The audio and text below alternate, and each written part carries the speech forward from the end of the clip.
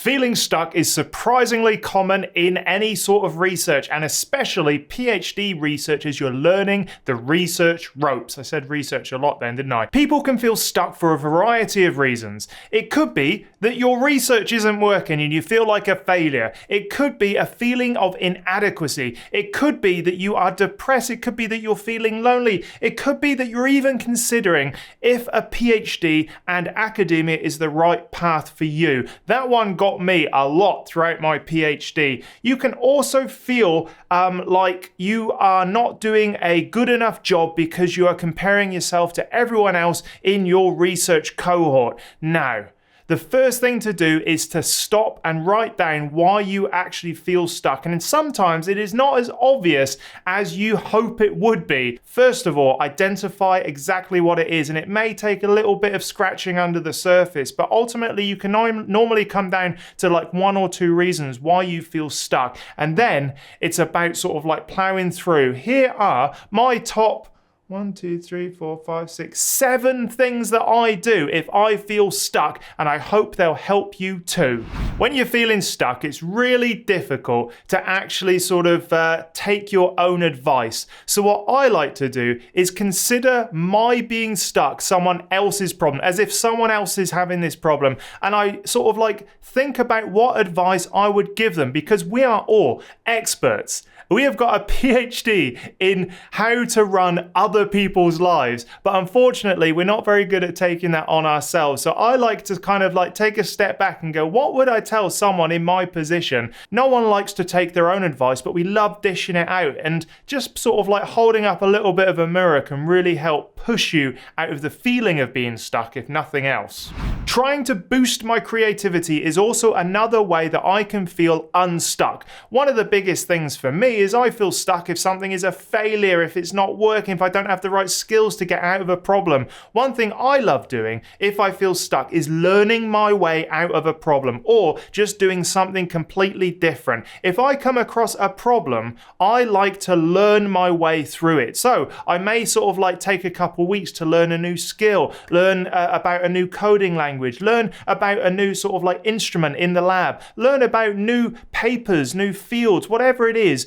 Being more creative during your PhD will help you. So if you're feeling stuck, it may be that you just need that little burst of creativity and inspiration to kind of unstick those muddy feet. Now, the thing is that it is all about also having fun. A lot of the time during our PhD, we forget that this should be sort of like a fun-ish process. It's not always fun, don't get me wrong, but there should be elements that inspire you, and finding those elements for inspiration is very important. So what would you actually enjoy doing today or tomorrow or next week? Think about that. What would you actually enjoy doing in your PhD, in your research, that you're not doing right now? That can help you get unstuck too. Now, this is something we don't like to admit very often, but unfortunately, sometimes a PhD isn't the right match for a person. And I like to think of it as the fact that it's not that you're not capable of doing a PhD. I believe anyone, given the right circumstances and project, are capable of doing a PhD, but it's possible that throughout your time doing this, you may be in your second year, first year, third year or more, that it's just not right for you. You've matured, you've changed, and the PhD you've entered is not the PhD or even maybe the path that you want to be on right now, and that's absolutely okay. There's no issue with it at all. Now, the thing is that we like to stigmatize dropping out of a PhD and changing our minds about the sort of direction of our career, but it could be that your PhD is not right for you. We don't have to rush into leaving and quitting right away, but we can take a break. What would you actually want to do? I know a PhD student who was like, I just want to work in a cafe, and he went and worked in a cafe for a bit and came back refreshed.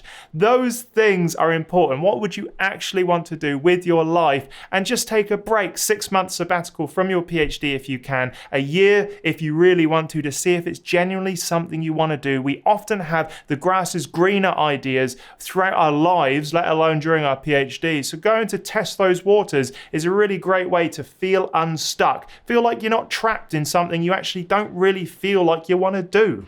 Another thing I do to get myself unstuck is just think about the next month. Like, what would I do? Let's forget all of the other rubbish that goes on in your life, all of the other sort of admin work that you have to do at the university. What would you actually do for the next month to make sure you, at the end of that month, can look back and go, oh, that was okay, and just focus on that. Create 1 month of work. Create small projects. Create a big project. It doesn't really matter, but it's about executing on those small little things that's really going to matter. Now, I found a blog post written by one of the most famous mathematicians and academics of our time, and that is Terence Tao.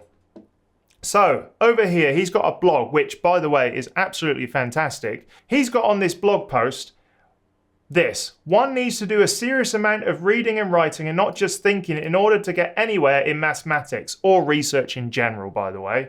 Contrary to public opinion, breakthroughs are not powered solely or primarily by eureka moments, but in fact largely the product of hard work directed by, of course, experience and intuition. So there we are. I think just looking at the next month and being like, what can I do to work hard? Now, we're not talking about like working hard as in like sleep deprivation or hating what you're doing. It's about working efficiently with your time. Focus on the 3 tasks that really get you sort of close to your PhD. Planning experiments, doing experiments, and analyzing experiments. Just keep going for a month through those different things. You'll be amazed at the sort of like things that pop up that you go, oh, I could follow this path, or oh, I could follow this path, or oh, nothing worked. Well, that's good because I now know that I don't need to waste all this time on this thing. So that is where it's very important. So just keep working. Don't wait for those inspiration eureka moments, and read this blog article. I'll put it down in the link below. Finding people that are in the same situation as you is very important if you want to help each other come out of a moment of feeling stuck. Now, I like to kind of, encourage PhD students, even if it's within your own office, to have accountability meetings. Just sort of like say to each other, all right, this week I'm going to do this, this, and this. And then at the end of the week go, well, did we do this, this, and this? That is a great way of at least feeling a bit accountable as, academics. To get to the first rung of the academic career path, you need to do your undergraduate. Undergraduate is structured, you have exams, you know exactly what's going on, and then you enter this world where none of that is true. It's unstructured. There are no timetables. You just know that in 3 or 4 years' time, you got to produce this thing. And so keeping yourself accountable by essentially creating your own little accountability group can really work. If you can, speak to your advisor. Not everyone has a fantastic relationship with their primary supervisor, but being honest and open with your supervisor will help you feel unstuck.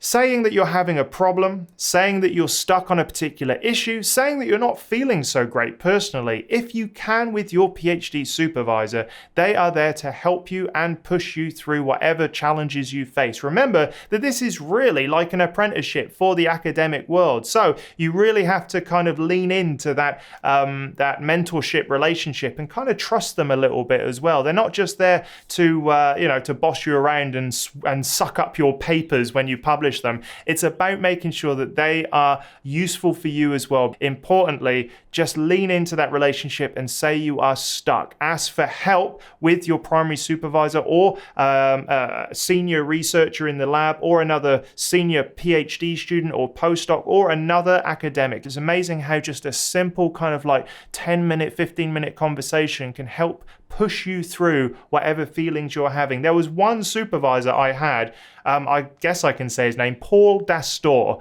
Professor Paul Dastor, who whenever I met up with him, you would leave, even if it was like a 10-minute conversation, he was so passionate about what he did that even after a 10-minute conversation, you'd leave and you'd be like, oh my God, I can do this. Find those people. A lot of people get stuck because they feel overwhelmed. Being overwhelmed during a PhD can happen at any moment to anyone. It's because you think you've got to do these groundbreaking things, that you've got to be amazing experts in their field. They've got to be the leading expert in whatever niche they're in. This is not true. Breaking down your project, whatever you feel overwhelmed by, breaking it down into small, manageable, bite-sized chunks that you can do in one day is a way to build up momentum. If you feel stuck, take that huge project, break it down. I had to produce a working solar cell. That was pretty intimidating. So what I did is, right, well, what makes a working solar cell? Well, first of all, I need to actually sort of like make and clean the substrates on which we are going to build the solar cell. So I just did that for a day. Tick. Next day, what do I do? Well, I've got to learn how to do this thing. I've got to, perfect this thing. How do I come up with a little bit of an experiment to test different variables? And you can see that already I'm thinking about little experiments that I can do by breaking down this massive problem. So take bigger projects and split them down into small, manageable, bite-sized chunks that you can do in a day. And you'll be amazed that if you just start building up these little things, how it all comes together. And secondly, if you do feel like you're overwhelmed by all of these little projects, start thinking big. There's no reason you can't flip-flop between the two. Fed up of doing this kind of like tiny experiment and all these little things? How about doing a Hail Mary experiment that's just like, we're going to try this. If it fails, no worries. But if it excites you, that's what really matters. So working with your feelings, knowing yourself about what would motivate you to get in the lab, that's really important. So flip-flop between the two, but for me in particular, and you may be the same, splitting up bigger projects into tiny little ones really worked to keep up my momentum and stop me feeling stuck. So try that.